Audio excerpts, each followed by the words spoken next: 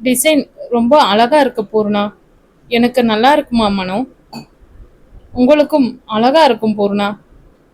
Thanks மனோ. புடவையில் நான் அழகா இருப்பேனா? உங்களுக்கு புடவை, மாடர்ன் ட்ரெஸ் இரண்டுமே அழகா இருக்கும் பூர்ணா. நிஜமாவா? நான் முன்னாடியே உங்ககிட்ட சொல்லியிருக்கேன் பூர்ணா. ம். ஆமாம். ஐயோ! சொல்ல மறந்துட்டேன் மனோ. அந்த ரேகா மறுபடியும் இங்க வந்துட்டா மனோ. ரேகா யார் அவங்க பூர்ணா? என்ன சொல்றீங்க?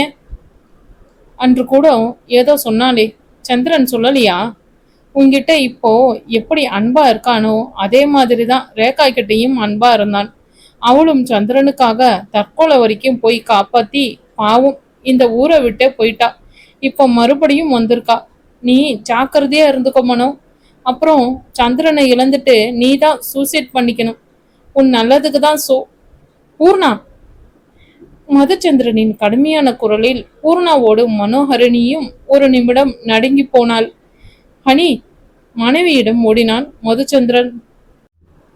கனிதுருகும் மதுச்சந்திரன் பின்னாளின் மனைவியை தொலைத்துவிட்டு கதறவிருப்பதை உணர்ந்தது போல் அங்கிருந்த மீன் தொட்டியினுள் இருந்த மீன்கள் அங்கும் இங்கும் அலைமோதி தங்கள் வருத்தத்தை தெரிவித்தன.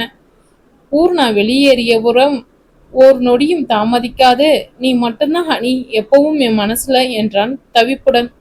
கணவனின் உரத்த குரலில் உறைந்து நின்றிருந்த மனோகரிணி மதுச்சந்திரனின் தவிப்பான குரலில் தன் நினைவுக்கு பெற்றாள். சந்தர், ரேகா யாரு? அவங்க சூசைட். ரேகா நல்லா இருக்கா, நீ பதட்டப்படாதே மனோ. சந்தர், அவங்க அவங்க உங்களை விரும்பிடுறாங்களா? இல்ல ஹனி. சந்தர், அப்புறம் எதுக்கு? நான் சொல்றேன் ஹனி. மதுச்சந்திரன் தங்கள் அறையில் மனோகரணியின் கையை பிடித்து கொண்டு அவள் கண்களுக்குள் பார்த்தான். ஹனி, ரேகா நம்ம ஏரியாவில தான் இருந்தா. நம்ம வீட்டுக்கெல்லாம் கூட வந்திருக்கா. நல்ல பெண் தான். திடீர்னு ஒரு நாள் வந்து என்னை விரும்புறதா சொன்னான். அதை விட நானும் அவளை விரும்புறேன்னு வேற சொன்னேன். நமக்குள்ள காதல் இல்லைன்னு ரொம்ப பொறுமையா பேசி அனுப்பி வச்சேன். ஆனா அந்த முட்டாள் வீட்டுக்கு போய் சூசைட் பண்ணிக்கிறதா லெட்டர் எழுதி அவங்க அம்மாவை பார்த்து அடிச்சு அழுது சத்தம் போட்டு பெரிய கலாட்டாவே பண்ணிட்டாங்க. எனக்கு அக்கா தான் முதல் ஃப்ரெண்ட். ஹனி, ரேகாவை பத்தி அக்கா கிட்ட சொன்னதுக்கு நான் பேசிக்கிறேன்னு சொன்னான். ஆனா அவ அதுக்குள்ள அப்படி ஒரு வேலை செஞ்சிட்டா. அம்மாவும் அக்காவும் ரேகா வீட்டுக்கு போய் பார்த்து பேசினப்பதான் உண்மை தெரிஞ்சது. அந்த முட்டாள் அவ ஃப்ரெண்ட்ஸ் பேச்சை கேட்டுட்டு தான் இப்படியெல்லாம் நடந்திருக்கா. அவளுக்கு புத்தி சொல்லிட்டு வந்துட்டோம். அப்புறம் அவங்க அப்பாவும் அம்மாவும் வந்து மன்னிப்பு கேட்டு ஊரை விட்டே போயிட்டாங்க.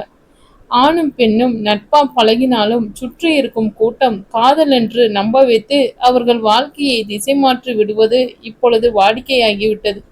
ஹனி, இதுதான் நடந்துச்சு. நீ என்ன நம்புறதானேடா?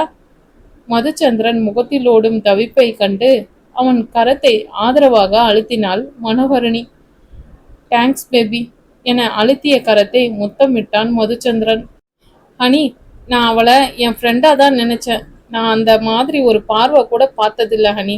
அந்த முட்டாள் எதையும் யோசிக்காம விடுங்க சந்தர். ஹனி, எனக்கு நிறைய ஃப்ரெண்ட்ஸ் இருக்காங்க. எல்லார்கிட்டையும் ஒரு எல்லையோட தான் பழகி இருக்கேன். என் பைக்கில் கூட யாரையும் நான் ஏத்துனதில்லடா. அந்த இடம் என் மனைவிக்கு மட்டுமே சொந்தமானதுன்னு நினைச்சேன் பேபி. சந்தர், நான் உங்களை நம்புறேன். இந்த பேச்சை விடுங்க. ஏன் திருப்பி வந்துட்டீங்க? ஏதாவது விட்டுட்டு போயிட்டீங்களா? இல்ல, பூர்ணா காரை பார்த்தேன். அவ உன்னை காயப்படுத்துற மாதிரி ஏதாவது பேசுவான்னு தான் ஓடி வந்தேன். நான் நினைச்ச மாதிரியே. கோவப்படாதீங்க சந்தர். ஏன் நீ என்கிட்ட சொல்லல? என்ன சந்தர்? பூர்ணாவால தானே ஹனி. நீ நம்ம ரிசப்ஷன் அப்போ டல்லா இருந்த, ஃபீவர் வந்து கஷ்டப்பட்ட. சந்தர், மோகி சொன்னான். சந்தர், பூர்ணா. வேண்டாம் ஹனி, நீ எந்த விளக்கமும் சொல்ல வேண்டாம். இனி ஒரு தடவை உன்னை காயப்படுத்துற வாய்ப்பை நான் அவளுக்கு கொடுக்க மாட்டேன். நான் சொல்றத கொஞ்சம் பொறுமையா கேளுங்க சந்தர். சாரி ஹனி, நாம அவளை பத்தி பேச வேண்டாம் ப்ளீஸ். நான் கிளம்புறேன். எங்கே பூர்ணா மீதுள்ள கோபத்தில் மனைவியிடம் கடுமையாக பேசி விடுவோமோ என அஞ்சியவனாய் அங்கிருந்து அகன்றான் மதுச்சந்திரன். சமையலறையில் மதிய உணவுக்கான காய்கறிகளை நறுக்கி கொண்டிருந்தார் மரகதமணி. என் செல்ல அம்மு என்ன பண்றாங்க? இன்னும் சிறு பிள்ளை போல் கழுத்தை கட்டிக்கொள்வதை விடவில்லை. விடு தங்கம், அம்மா எப்படி வேலை செய்வேன்? செய்ய வேண்டாம். அம்மா உனக்கு இனிப்பு கொழுக்கட்டை செஞ்சு வச்சிருக்கேன். வேண்டாமா? வேணும் வேணும். தாயை விட்டுட்டு சமையலறை மேடையில் ஏந்தி அமர்ந்தாள் மனோகரணி. நீங்க சாப்பிட்டீங்களாம்மா? நான் சத்யா கூட சாப்பிட்டேன்டா. உனக்கு அளவா எடுத்து வச்சிருக்கேன். சூப்பரா இருக்குமா. மாப்பிள்ளை இப்பதான் போறாரா? ஆமாம்மா. ஏன் நீங்க கண்ணன் கூட பிளே ஸ்கூலுக்கு போகலையா? இல்லடா, நீ வருவேன்னு தான் இருந்துட்டேன். மரகதமணியும் பர்வதமுமே கண்ணனை மாறி மாறி பார்த்து கொள்வர். இங்கும் அங்குமாய் இருப்பான். கண்ணன் என்கிட்ட வரதே இல்லம்மா. நான் தூக்கினா அழ ஆரம்பிச்சிடுறான். அவன் உன்னை அதிகம் பார்த்ததே இல்லையே தங்கம். கொஞ்ச நாளானா பழகிடுவான். ம். கடைக்கு போனியா? ஆமாம்மா, மறுபடியும் போகணும். பக்கத்து கடை காலியா இருக்குன்னு சொல்லியிருக்காங்க. இடம் வசதியா இருந்தா நாமளே எடுத்துக்கலாம். வேண்டாம் மனோ. அம்மா கவலைப்படாதீங்க. அந்த கடை ஃப்ரீயா டெய்லரிங் கிளாஸ் எடுக்க தினமும் 1 மணி நேரம் கஷ்டப்படுற பெண்களுக்கு மட்டும். என் ராசாத்தி, உன்னை நினைச்ச எனக்கு ரொம்ப பெருமையா இருக்குடா. நீங்க தானம்மா எனக்கு எல்லாம் கற்றுக் கொடுத்தீங்க. இந்த பெருமை எல்லாம் உங்களை தான் சேரும். மரகதமணியின் முகம் நொடியில் வாட, உன் மனசு கஷ்டப்படக்கூடாது, உனக்கு எந்த ஆபத்தும் வந்துடக்கூடாதுன்னு தான் மனோ நான் உன்னை ஹாஸ்டல்ல சேர்த்தேன். மனசை கல்லாக்கிட்டு லீவுக்கு கூட வர வேண்டாம்னு சொல்லி எல்லா கிளாஸுக்கும் அனுப்பினேன். ஆனால் அவ்வளவு வருஷம் உன்னை பிரிஞ்சிருந்ததுக்கு எந்த அர்த்தமும் இல்லாமல் போயிடுச்சு. இல்லைம்மா, நாம் இன்னைக்கு நல்லா இருக்கிறதுக்கு காரணம் அந்த கிளாஸ் தாம்மா. அங்கே கற்றுக்கிட்ட தையல், பெயிண்டிங், எம்ப்ராய்டிங் அதெல்லாம் தான் எனக்கு தைரியத்தை கொடுத்தது. படிக்கலைனாலும் ஜெயிக்க முடியுங்கிற நம்பிக்கையை கொடுத்தது. கைத்தொழில் ஒன்றை கற்றுக்கொள், கவலை உனக்கில்லை, ஒத்துக்கொள். ஸ்கூல்ல சரியாக தான் சொல்லி கொடுத்துருக்காங்க இல்லைம்மா? என் மனோக்குட்டி இப்பெல்லாம் நல்லா பேசுகிறாளே. மகளின் கன்னத்தை வாஞ்சையுடன் வருடினாள் மரகதமணி. உன் பொண்ணுக்கிட்ட இருந்து வந்திருக்கும்னு நினைக்கிறம்மா. மது பேசினா நேரம் போறதே தெரியாது. மனோ சந்தர் பேசினாலும் பேசிக்கொண்டே இருக்கலாம். கண்கள் சிரிப்பும் மின்ன உற்சாகம் கரை புரண்டோட பேசுவான். தங்கம், ஆமாம்மா. அந்த பொண்ணு அம்பிகா கிட்ட பேசினியா மனோ? அவங்க 11 மணிக்கு மேலே வீட்டுக்கு வரேன்னு சொன்னாங்கம்மா. தாயுடன் பேசியபடியே மதிய சம்மலில் ஈடுபட்டாள் மனோகரணி. ஜில் ஐஸ்கிரீம் பார்லர் கிருஷ்ணாம்பாள் கல்லூரி அருகிலும் அறுசுவை உணவகம் ஹேப் காலேஜ் பகுதியிலுமாக அவினாசி சாவடியில் அமைந்திருந்தது. அருகருகில் இருப்பதால் மதுச்சந்திரனால் சுலபமாக இரண்டையும் கவனிக்க முடிந்தது. அறுசுவை உணவகம் ஓய்வறையில் கண்மூடி சாய்ந்திருந்தான் மதுச்சந்திரன். அவன் மனக்கண்ணில் மீண்டும் மீண்டும் பூர்ணாவின் பார்வையே எழுந்தது. எவ்வளவு பார்த்து கொண்டிருந்தாள். இனிமேல் பூர்ணாவை குரோதத்தோடு மனைவியிடம் நெருங்க விடக்கூடாது. என் மனோவை எப்படி வருத்திருக்கிறாள்.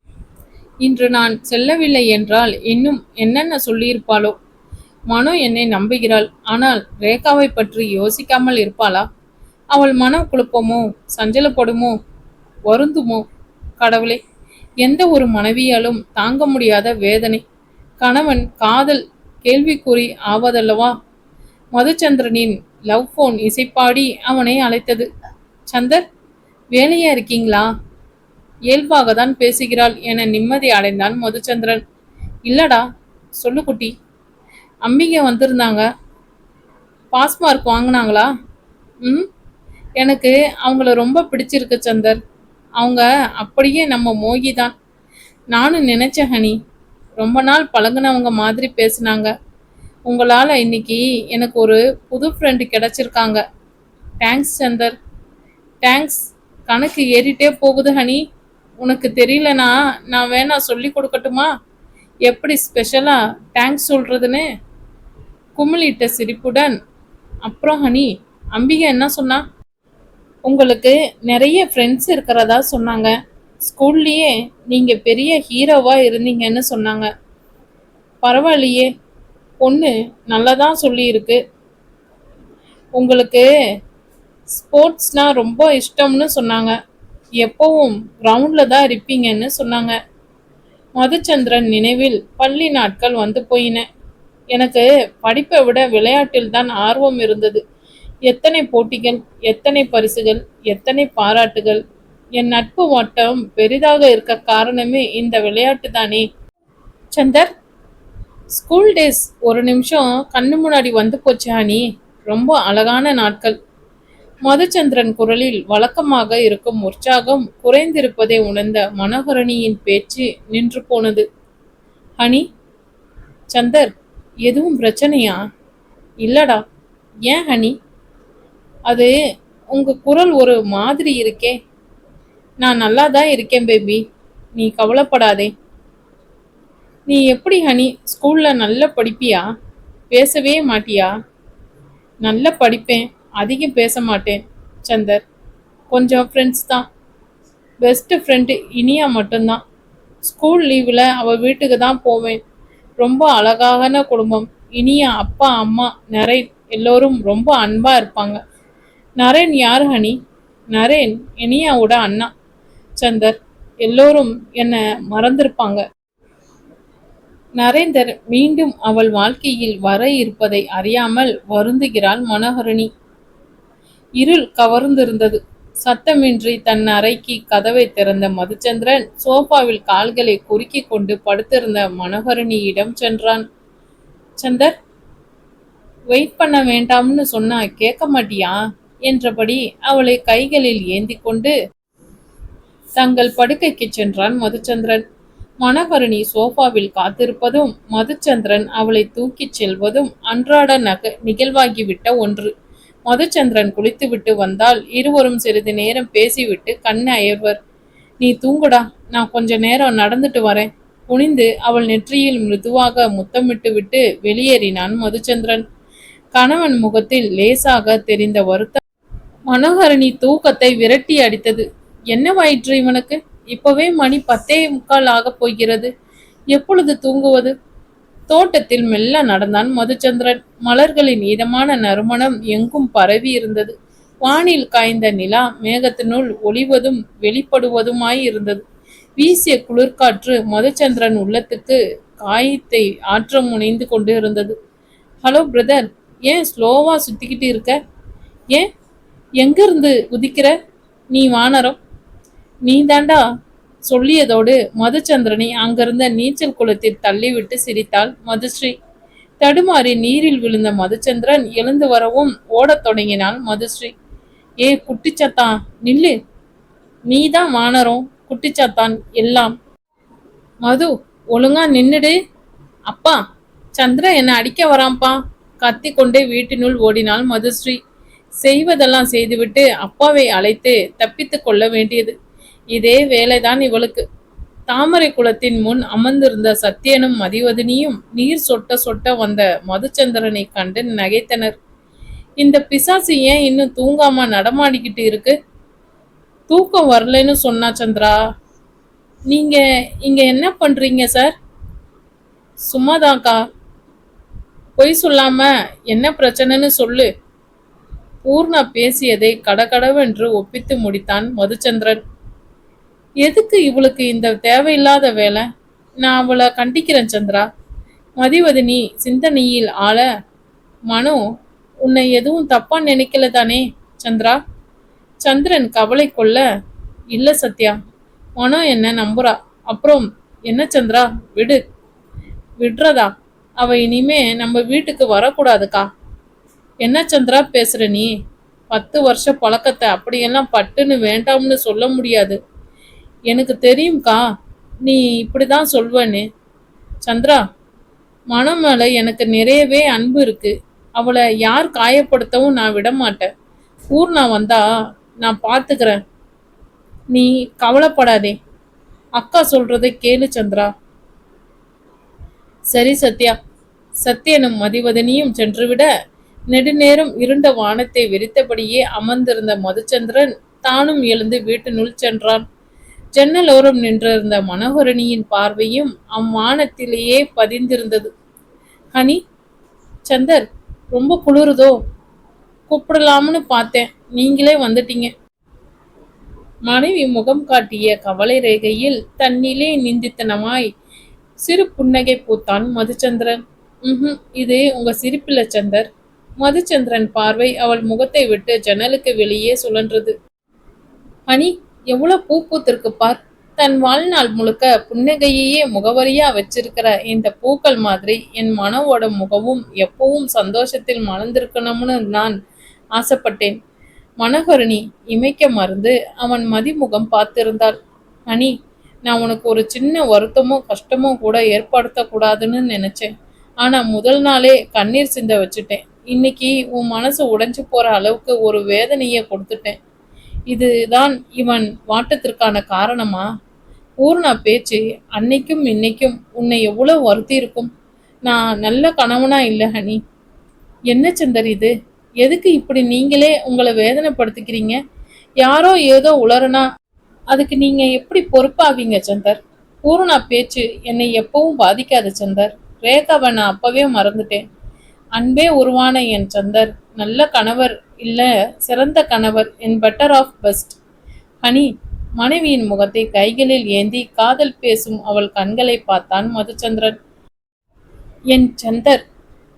அவ்வார்த்தை அவன் உயிர் வரை பாய்ந்து தித்தித்தது. மதுச்சந்திரன் காதல் உள்ளம் ஆனந்த கடலில் மூழ்கியதில் அவனை வாட்டிக் கொண்டிருந்த வருத்தம் எங்கோ அடித்துச் செல்லப்பட்டது.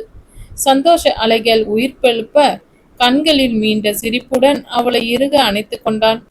இதுவரை வழியில் மட்டுமே மதுச்சந்திரனை அணைத்திருந்த மனோகரனின் கரங்கள் முதல் முறையாக நேசத்துடன் அவனை அணைத்தன. ஒருவருள் ஒருவராய் பிணைந்து நின்றிருந்த அவர்களை கடிகார சத்தம் பிரித்தது. அச்சச்சோ, 12 மணி ஆயிடுச்சா? மனைவியை தூக்கிச் சென்று படுக்கை வைத்தான் மதுச்சந்திரன். அறைக்குள் பாய்ந்த மெல்லிய நிலவொளியில் மனோகரணியின் முகத்தை எல்லையற்ற மகிழ்ச்சியுடன் பார்த்து கொண்டிருந்தான் மதுச்சந்திரன். Thanks baby. அவள் கன்னத்தை மெல்ல வருடின அவன் கரங்கள். நானும் தேங்க்ஸ் சந்தர். எதுக்கு ஹனி? என்ன இவ்வளவு நேசிக்கிறதுக்கு. காதலுக்கு காதலால நன்றி சொல்லணும் ஹனி, வார்த்தையால இல்ல. ஆமோதிப்பதாய் தன் கன்னத்தை வருடிய கரத்தை பிடித்து தன் இதழ்களை ஒற்றிய மனோகரிணி அவன் மார்பில் முகம் மறைத்து கொண்டாள். அவளை அணைத்து கொண்ட மதுச்சந்திரன் உள்ளத்திலோ வானவில்லின் தோரணம். கண்மூடி அக்கணத்தின் இதத்தை பல கணங்கள் அனுபவித்தான் மதுச்சந்திரன். சந்தர், என்ன குட்டி? வந்தவுடனே சொல்லணும்னு நினைச்சேன், மறந்துட்டேன் சந்தர். நீங்க சொன்ன மாதிரி அந்த கடை கொஞ்சம் சின்னதுதான் சந்தர். ஆனா இப்போதைக்கு இது போதும்னு நினைக்கிறேன். சரிடா, நாளைக்கே பேசி முடிச்சிடலாம். தேங்க்ஸ் சந்தர். ஸ்பெஷலா ஒரு தேங்க்ஸ் சொல்லக்கூடாதா? தேங்க்ஸ் தேங்க்ஸ் என அவன் இரு கன்னத்திலும் முத்தமிட்டாள் மனோகரணி. அனி, உற்சாக குச்சலுடன் மதுச்சந்திரன் தன் அணைப்பை இருக்க அவன் அணைப்பில் அடங்கினாள் மனோகரணி. மனைவியின் நெஞ்சத்தில் குடிபுகுந்து விட்டோம் என்ற ஆனந்தத்தில் நிம்மதியுடன் நித்திரை வசப்பட்டான் மதுச்சந்திரன். பாவம், தன் வாழ்வில் இனி நித்தம் ஒரு நாடகம் நடக்கும், நிம்மதி தொலைக்கும் என்பதை அறியாது நிம்மதியாக துயில்கிறான் மதுச்சந்திரன். அந்த அதிகாலை வேளையில் அலார சத்தம் கேட்காமலே மதுச்சந்திரன் விழிகள் திறக்க அருகில் துயிலும் மனோகரணியின் முகத்தை ஆசையோடு பார்த்தான். பார்க்க பார்க்க அவன் உள்ளத்தில் மகிழ்ச்சி ததும்பியது. Good morning honey. அவள் கன்னங்களை வருடி முத்தமிட எழுந்த ஆவலை கட்டுப்படுத்தி கொண்டு படுக்கையிலிருந்து சப்தமின்றி இறங்கினான் மதுச்சந்திரன். மனோகரணியின் உறக்கம் கலையாமல் நெடுநேரம் அறைக்குள் நடமாடிய மதுச்சந்திரன் கரை புரண்டோடிய உற்சாகத்தோடு வெளியேறினான். 5 மணிக்கு வைக்கப்பட்ட அலாரம் மனோகரணி உறக்கத்தை விடை கொடுத்து அனுப்பியது. மலர்ந்த விழிகள் கணவன் முகத்தை நாட, சந்தர் சென்று விட்டானா? என் தூக்கம் கெடக்கூடாதென்று இப்போதெல்லாம் அலாரம் இல்லாமலே எழப்பழகுகிறான். மனதில் பரவிய இதத்தோடு எழுந்து அமர்ந்தாள் மனோகரணி. படுக்கை அருகிலிருந்து மேஜையில் புன்னகைத்த சிவப்பு ரோஜாக்கள் அவள் கவனத்தை ஈர்த்தன. அந்நாளில் விடியலை அழகாக்கிய என் தேவதைக்கு. மதுச்சந்திரன் கையெழுத்தில் காகிதத்தில் மின்னிய ஒற்றை வரியை மீண்டும் மீண்டும் படித்த மனோகரணி 3 சிவப்பு ரோஜாக்களின் தன் மனம் கொண்டவன் முகம் கண்டு அவற்றை ஆசையோடு தொட்டு பார்த்தான். தேங்க்ஸ் சந்தர். கணவன் கொடுத்த ரோஜாவை சூடிக்கொள்ள உள்ளம் பரபரக்க குளியலறைக்குள் புகுந்தாள் மனோகரணி.